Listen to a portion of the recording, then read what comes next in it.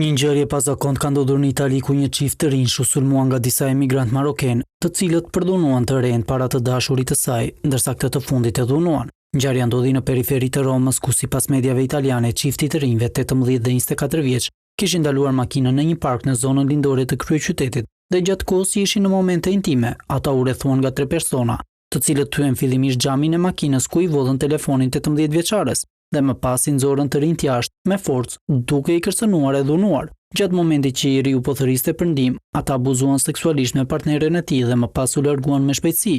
Çifti menjëherë njoftoi policinë që pasi u njoh me rastin bëri të mundur kapjen e autorëve. Në pranga përfunduan 3 marokenat, njëri prej tyre u kap në Verona, ndërsa vetë 18 vjeçaria konfirmoi parahetuesve dhe përdhunuesin e saj. Megjithatë, mediat italiane raportojnë se gjurmët e ADN-s të akuzuarve përputheshin me sulmin, por jo që të kenë abuzuar seksualisht, ndërkohë për rastin po vijojnë hetimet.